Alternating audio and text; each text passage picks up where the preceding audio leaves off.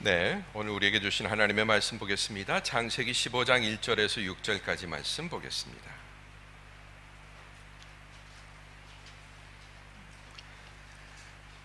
창세기 15장 1절에서 6절까지 말씀을 한 절씩 교독하겠습니다. 그 후 여호와의 말씀이 환상 가운데 아브라함에게 임했습니다. 아브라함아, 두려워하지 마라. 나는 내 방패니 내가 받게 될 상이 아주 클 것이다. 여호와 하나님이여, 제게 무엇을 주시겠습니까? 제게 자식이 없으니 제 재산의 상속자는 다메섹 사람 엘리에셀이 될 것입니다.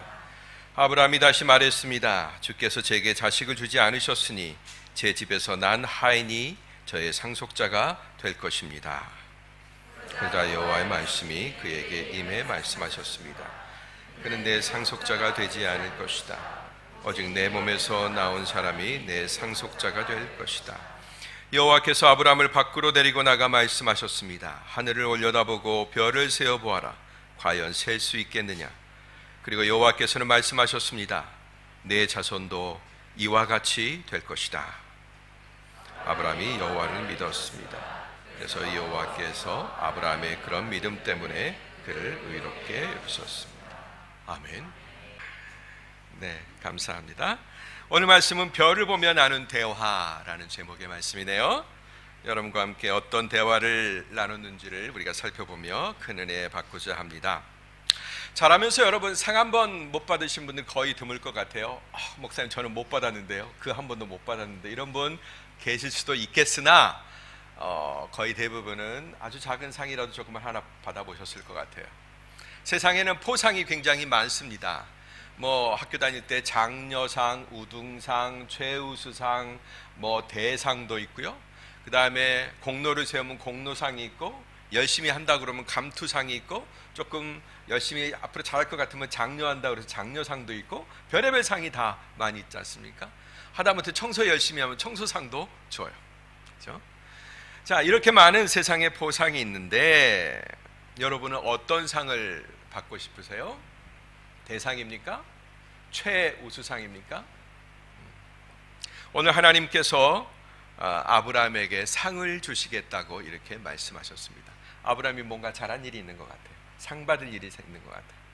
우리 김선희 권사님 수술 잘 받고 오셨죠? 할렐루야. 상을 드려야 되겠습니다. 잘 참으셔서. 여러분, 아브라함이 왜 상을 받아야 할까요? 네, 우리가 부활절하고 또 종료주일 지내면서 잠깐 텀이 있어서 말씀을 잠깐 좀 잊어먹었을 수 있겠습니다만은, 아브라함이 자기 조카 롯을 건지기 위해서 전쟁에 뛰어들죠. 그래서 북쪽 연합군들을 완전히 물리치고 개가를 합니다. 그리고 나서 소돔 왕을 만나고 그리고 살렘 왕을 만나죠. 두 왕을 만나는 사건을 통해서 하나님의 영광을 마음껏 드러내었고 자기의 신앙을 세상 가운데 선포하는 것을 우리는 보았습니다. 소돔 왕에게서 나는 당신이 나를 부자 만들었다고 나는 하지 않겠다. 당신이 준 것은 내가 실효라기 하나라도 가지지 않겠다라고 선포했고, 그런데 정작 살렘 왕, 하나님이 보내신 의의 왕, 평강의 왕에게는 자기가 거둔 그 전쟁의 승리 가운데서 얻은 그 많은 노량물 중에 10분의 1을 드림으로 하나님께 영광을 돌렸죠. 제가 봐도 이 정도면 상 주고 싶을 것 같아요. 네. 그래서 아브라함이 오늘 상을 받으려고 하는 그런 찰나입니다. 이제 그러면 그 상 주시려고 하는 여호와 하나님, 그리고 상을 받아야 될 아브라함, 이 둘 사이에 어떤 대화가 오고 갔는지를 살펴보았으면 좋겠습니다. 첫 번째 대화입니다. 환상 속에서 나눈 대화입니다. 첫 번째는 이 대화가 환상 가운데서 이루어져요. 실제 역사가 아닌 하나님이 주신 이상 가운데서 이 대화가 왔다 갔다 하는 것입니다. 1절부터 3절까지 말씀인데요, 1, 2절을 한번 읽어보겠습니다. 시작. 그 후 여호와의 말씀이 환상 가운데 아브라함에게 임했습니다.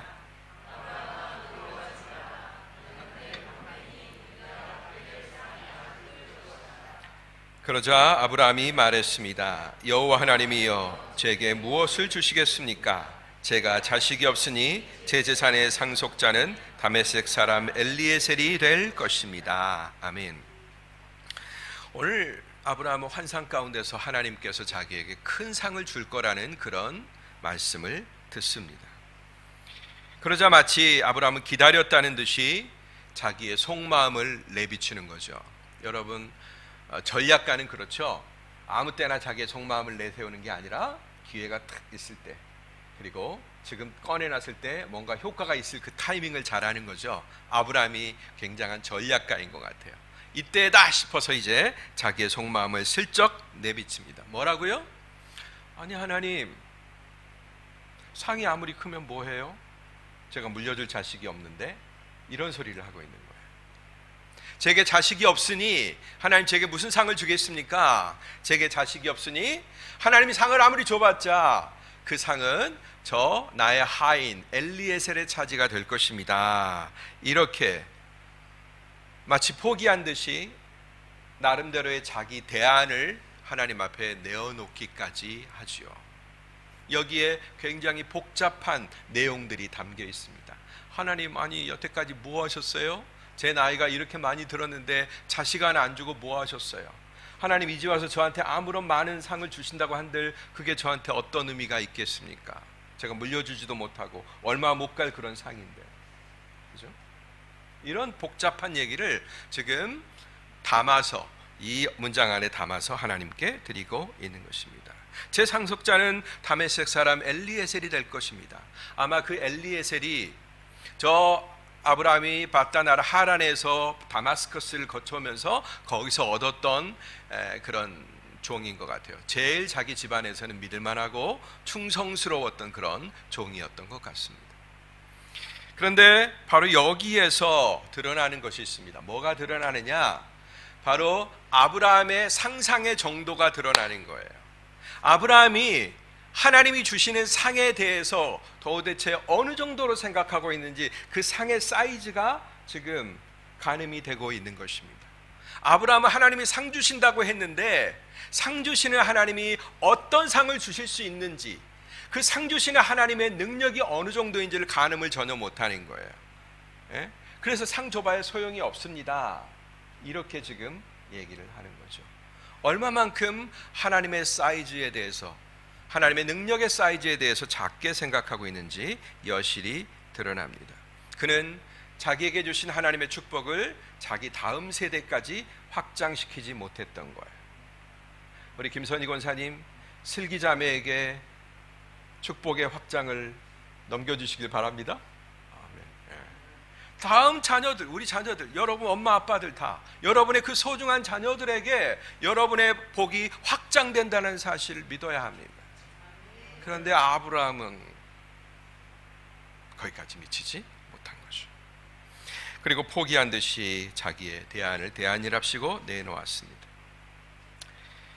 여러분, 이 하나님의 풍성함에 대해서 전혀 자각을 못하는 것, 이것이 바로 우리도 역시 마찬가지라는 것을 우리가 알아야 됩니다. 여기서 우리가 알고 넘어가야 될 게 바로 이 부분이에요. 우리가 정말로 하나님의 크고 위대하심에 대해서 어느 정도나 알고 있는가?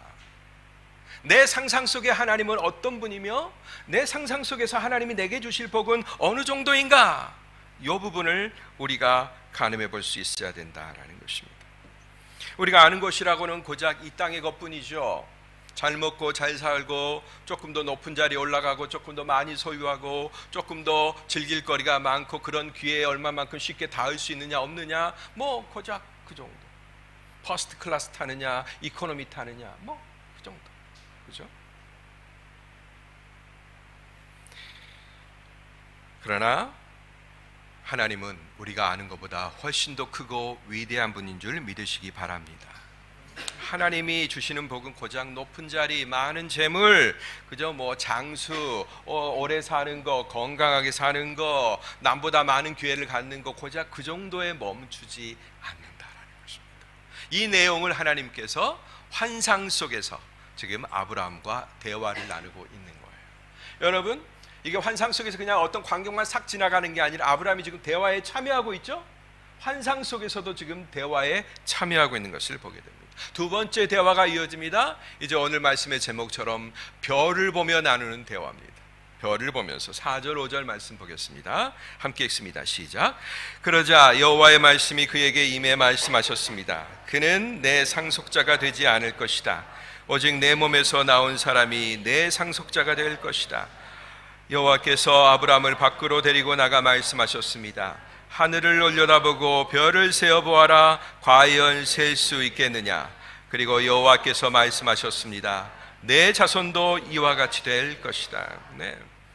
하나님의 크나큰 상에 대해서 하나님이 상 주겠다고 했는데, 그것도 큰 상을 주겠다고 했는데 그것을 상상하지 못하고 보잘것없는 자기 방안을, 그것도 아주 고민을 많이 해서 대안이랍시고 내놓고 있는 아브라함에게 여호와 하나님이 정색하며 말씀하시는 거예요. 아브라함아, 내가 너한테 큰 상을 줄게. 너에게 내가 방패가 돼줄게. 이렇게 생글생글 웃으시며 얘기하다가 아브라함이 엘리에셀이 이제 상속자가 될 겁니다 하니까 하나님이 싹 표정을 바꿔서 정색하면서 얘기하는 것입니다. 그가 아니다. 네 몸에서 날 자가 너의 상속자가 될 것이다. 네, 하나님이 정색하며 말씀하셨습니다. 그리고서 이제 아브라함을 데리고 밖으로 나가시는 거예요. 환상 세계에서 여태까지 대화를 나누시다가 이리 온나 하면서 데리고 나가세요. 그리고 하늘을 보게 하십니다. 밤하늘의 별들을 보게 하세요. 여러분, 그때는 오염이 지금보다 없는 시대잖아요. 오염이라고 거의 찾아볼 수 없는 시대겠죠. 그리고 이스탄불처럼 환하게 밝은 조명들이 막 비치지도 않을 그때입니다. 깜깜한 때죠. 하늘에 별들만 총총 박혀있는, 마치 쏟아질 것 같은 그런 별들이 보이는 그때일 것입니다. 손으로 잡을 것 같은, 내 손에 잡힐 것 같은 그런 별들이 하늘 위에 박혀 있습니다. 자, 하늘의 별들을 세어보아라.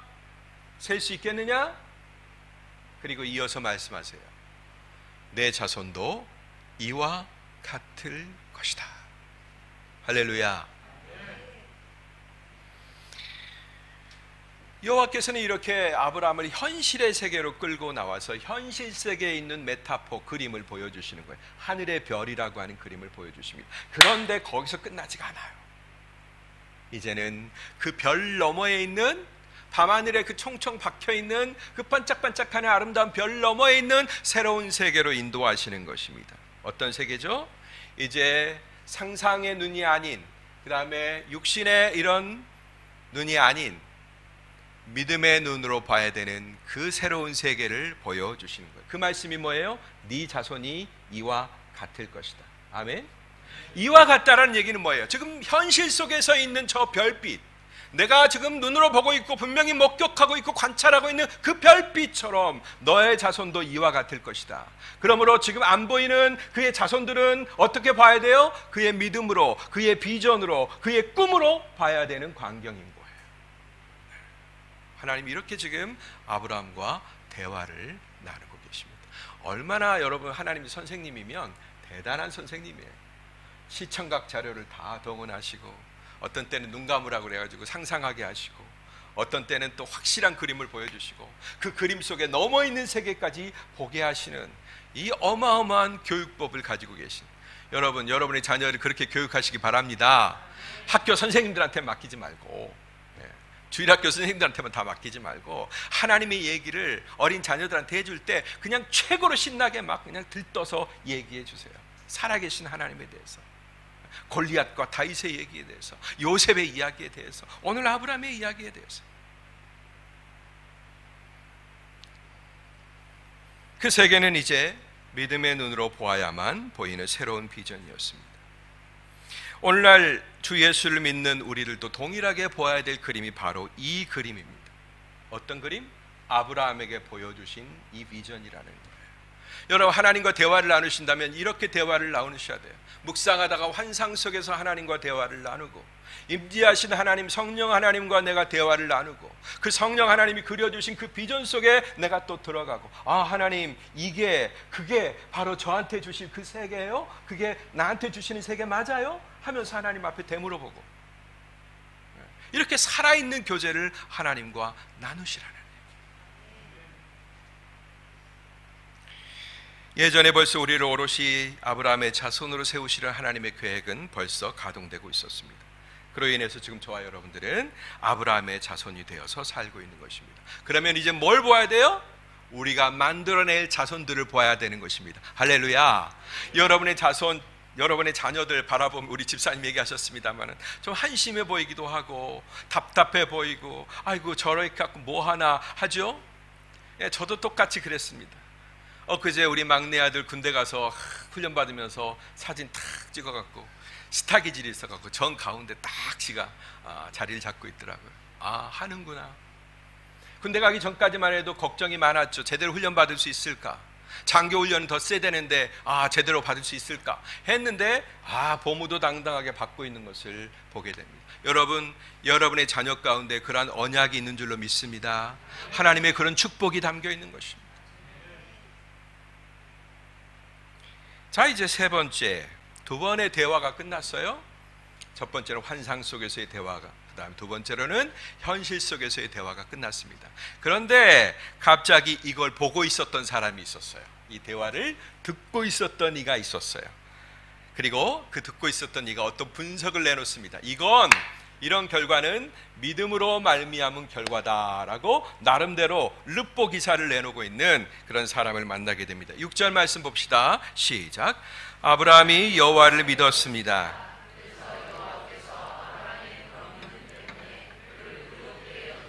네, 이건 아브라함의 얘기도 아니고 하나님의 얘기도 아니죠. 네, 누군가가 제3자가 지금 얘기하고 있는 것입니다. 갑자기 이야기가 관찰자의 시점으로 슥 옮겨가고 있는 거예요. 그리고 그 관찰자가 뭐라고 얘기해요? 아브라함이 여호와를 믿었다, 이런 분석을 내놓는 것입니다. 우리는 믿었는지 안 믿었는지 아직 몰라요. 아브라함이 그 밤의 대화 가운데서, 환상의 대화 가운데서 어떻게 했는지, 어떻게 수용했는지, 아멘했는지, 노멘했는지 우리는 모릅니다. 그런데 이 관찰자가, 아브라함의 마음속을 들여다본 그 관찰자가 얘기합니다. 아브라함이 여호와를 믿었다. 아멘. 그런데 아브라함은 믿었다라는 얘기는 어떤 의미일까요? 바로 아브라함이 여호와의 말씀을 허무맹랑한 그 어떤 공수표로 이해하지 않고 그 사실 그대로, 여호와의 말씀을 액면가 그대로 받아들였다라는 그런 말씀이죠. 근데 여기서 더 재밌는 것은 여호와 하나님에 대한, 쌍방이잖아요. 아브라함에 대한 이해는 우리가 알겠는데 그거에 대한 여호와 하나님이 어떻게 반응하셨는가에 대한 그의 분석이 훨씬 더 흥미롭습니다. 우리는 여기에 관심을 기울여야 돼요. 뭐라고 이야기하느냐? 바로 그런 믿음을 가진 아브라함을 여호와 하나님께서 의롭다 여기셨다라는 거예요. 아멘. 여러분, 여기서 의로움이 왜 나와요 갑자기? 아니, 내가 네 자손이 이렇게 많게 해줄게, 저 하늘의 별처럼 많게 해줄게 한 다음에 갑자기 너 의로워, 너 틀렸어, 너 못된 놈이야, 너 괜찮은 놈이야, 이런 얘기가 왜 나와요? 뜬금없잖아요 여러분. 그런데 성경적 논리로는 이 얘기가, 이 의롭다라고 하는 선언이 바로 이때 나와야 되는 거예요. 지금 제3자 관찰자의 시점에서는 아브라함이 하나님을 믿었다라는 얘기를 여기서 하고 싶은 거고, 그 다음에 그거에 대해서 하나님이 의롭게 여겼다라는 얘기를 하고 싶은 거예요. 여러분, 종교개혁 시대 마틴 루터에 의해서 발견된 그 어둠의 중세에 가려졌던 믿음으로 의롭게 되는 그 신앙이 중세의 그 많은 사제주의와 교회주의 때문에 다 가려졌었죠. 성경 자체도 가려졌었죠. 그래서 마틴 루터가 정말로 목숨을 거는 혁명을 가지고 외쳤습니다. 오직 우리는 믿음으로만 의롭게 된다. 종교개혁 시대 때 16세기에나 발견되는 그런 위대한 진리가 사실 여러분 처음부터 들어있었던 거예요. 아멘. 아멘. 처음부터 있었던 거죠. 하나님은 그저 아브라함의 믿음에 대해서 만족하신 정도, 괜찮네 이 녀석, 뭐 이 정도로 하나님이 그치지 않으셨어요. 그리고 털털털 웃으면서 아이고 참 기분이 좋구나, 이 정도로 좋아하시는 정도에서 멈추지 않으셨어요. 아무도 예기치 못한 그 결과는 그를 의롭게 여기시는 데까지 나아갔다. 이는 성경에서 맨 먼저 등장하는 오직 믿음으로 의롭게 된다라는 그런 표현입니다.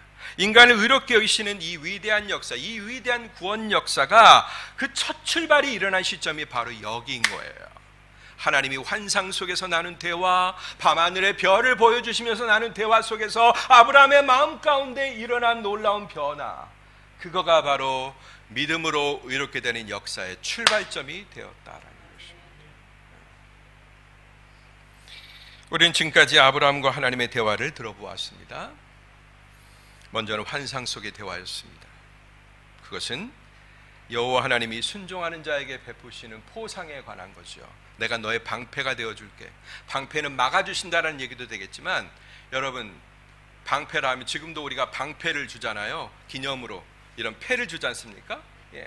내가 너를 영광스럽게 만들어주겠다라는 그런 의미가 있는 것입니다. 금방패, 은방패가 그런 포상으로 주어지는 상인 거예요. 그런 순종하는 자, 하나님의 이름을 드높인 자에게 주시는 상에 대해서 여호와 하나님이 환상 속에서 말씀하셨습니다. 또 현실 속에서의 대화도 들어보았어요. 그것은 믿음의 비전에 관한 것이었죠. 너 밤하늘의 별 보여? 다 쏟아질 것 같지? 어마무시하지? 세다가 포기할 수밖에 없겠지? 그런데 너의 자손도 이와 같을 거야. 이 놀라운 비전을 보여주셨다라는 거죠. 여러분, 사실 이것이야말로 성경이 진정 여러분들과 나누고 싶어 하는 대화입니다. 하나님이 환상 속에서 나타나시고 못 깨달아지고 그냥 지 불만만 얘기하니까 손목을 끌고 나가셔서 하늘의 별들을 보여주시며 약속의 말씀을 하셨을 때 하나님은 이런 대화를 하고 싶으셨던 거예요.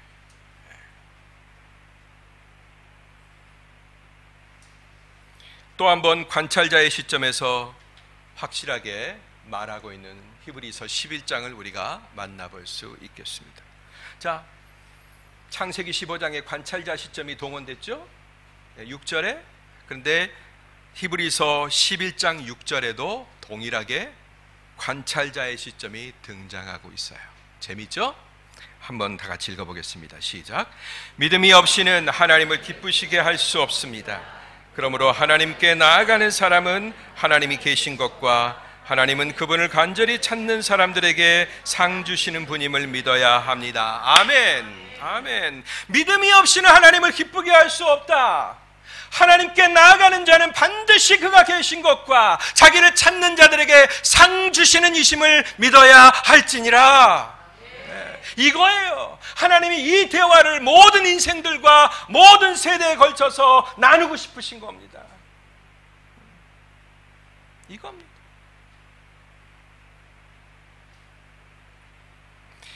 하나님을 진정 기쁘게 하는 것은 무엇인가? 그리고 하나님의 사람들이 죽어라 붙들어야 될 게 도대체 뭔가? 그게 바로 이 두 질문에 대한 성경의 답은 하나로 주어진단 말이에요. 뭡니까? 믿음이에요. 믿음. 질문은 여러 가지지만 답은 하나입니다. 믿음이에요. 믿음. 이제 그 믿음을 가지고 여러분, 반드시 상 주시는 이심을 우리가 믿어야 된다고. 우리에게 어떤 상이 주어질지를 우리가 한번 상상해 보았으면 좋겠습니다. 아브라함이 모르니까 하나님이 막 상상하게 해주셨던 것처럼, 그리게 해주셨던 것처럼, 비전으로 보게 해주셨던 것처럼, 먼저 우리가 경험해야 될 영역, 그것은 어디냐? 바로 이 땅에서 받을 상입니다. 따라합시다. 이 땅에 상이 있다. 예. 하늘의 별들보다 많을 거라고 했던 그 자손들이 그냥 여러분 이름만 가지고, 우리에게 드러나지도 않는 이름은 있었겠죠. 그러나 무명의 이름만 가지고 살아간 것이 아니었습니다. 그들 중에는 특별한 복을 누리며 산 사람들이 많이 있었습니다. 성경의 인물들이 대부분 다 그렇죠. 또 육신의 시절을 우리와 동일하게 살았던 그 아브라함에게 뭐가 주어졌습니까? 당연히 이 땅에서의 복이 상으로 주어졌습니다. 할렐루야. 아브라함이 여러분 가난하게 살았어요? 아마 모르긴 해도 여기 있는 모든 분들보다도 더 부자일걸요? 어마어마한 복을 누리며 살았습니다. 그리고 그 복을 물려주며 살았습니다. 여러분, 우리가 하늘의 복을 생각하면 이 땅의 복을 무시한 하늘의 복만 생각하는데, 여러분, 이 땅의 복이 하늘의 복을 그려주는 이미지인 줄로 믿으시기 바랍니다. 아멘. 네.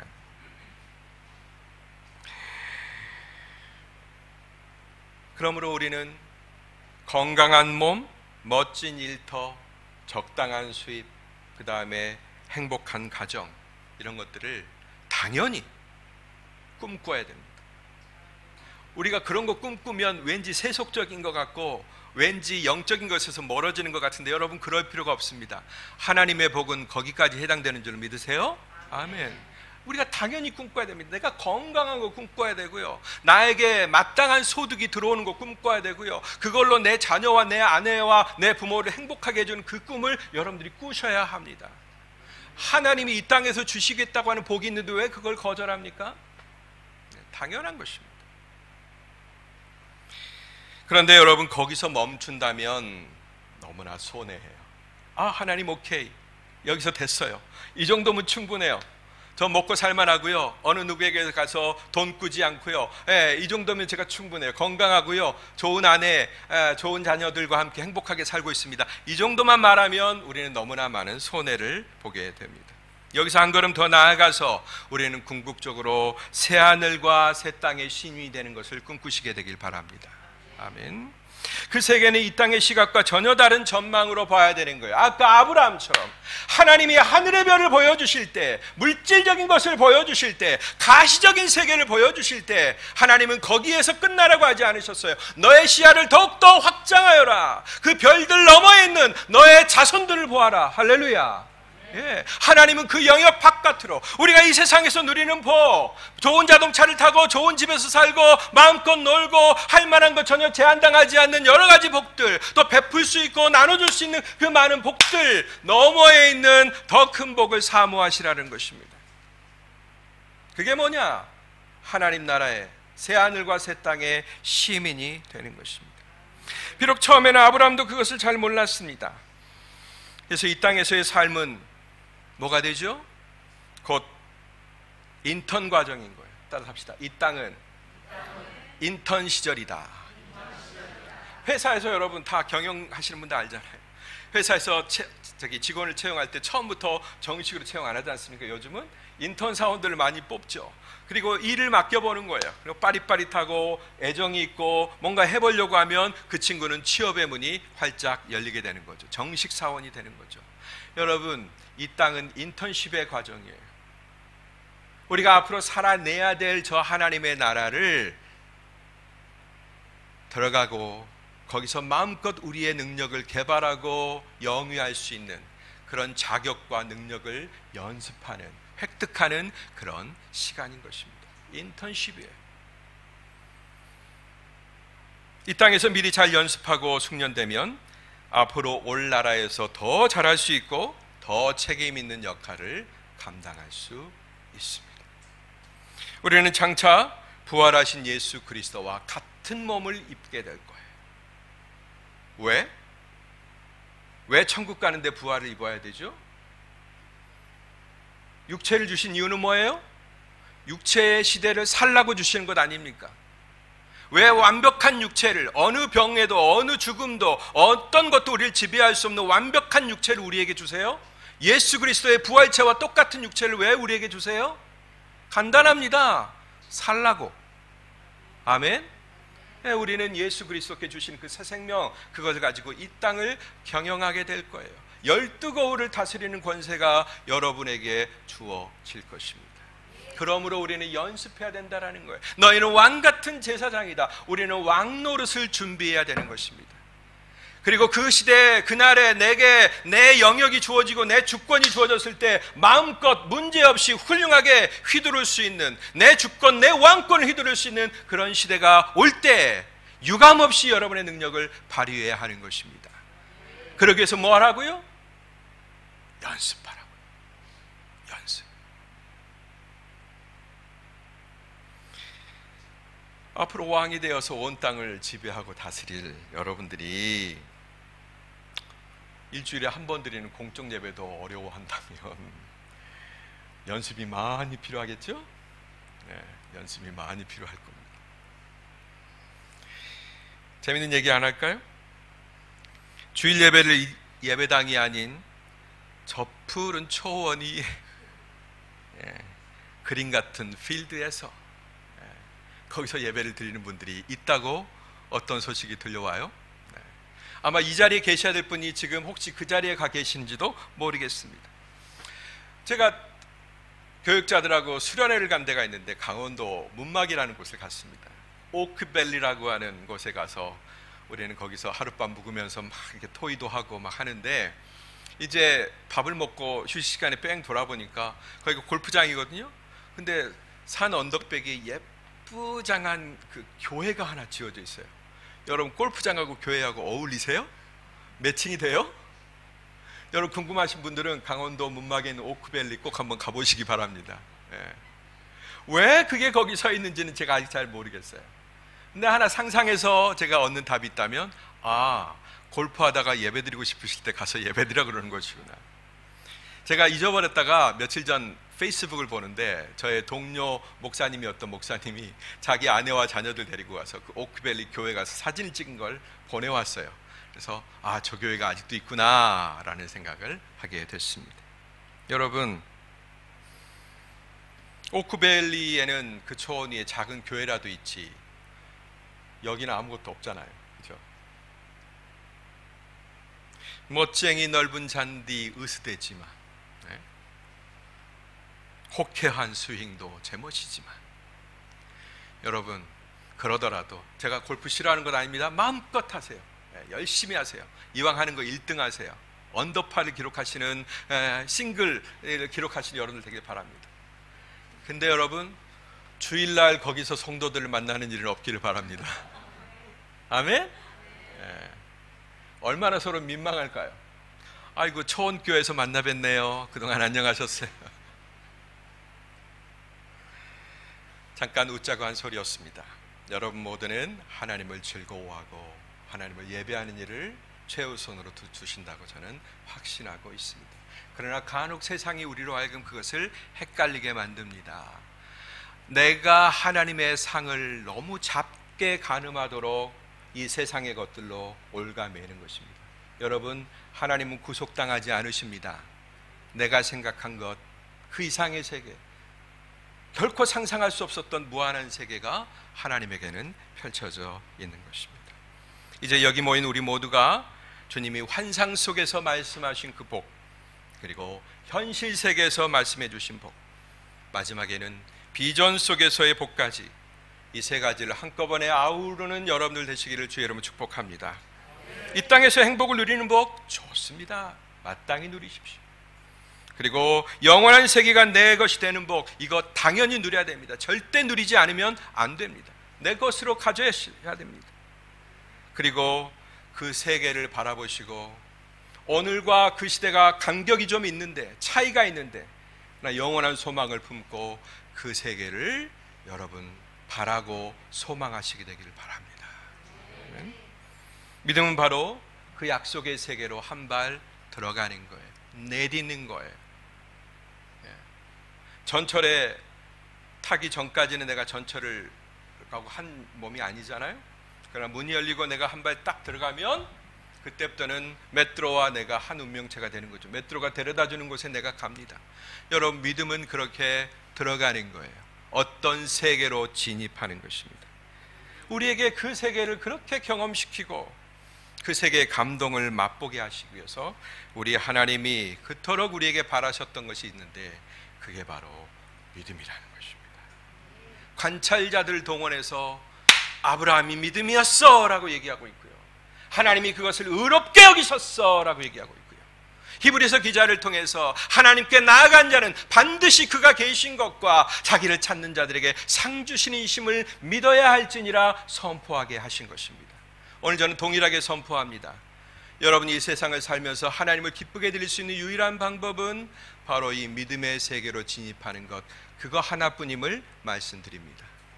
우리 모두가 다 그 세계에 들어가서 믿음의 그 열차를 타고 열심히 전진할 수 있게 되기를 주의 이름으로 축복합니다. 아멘.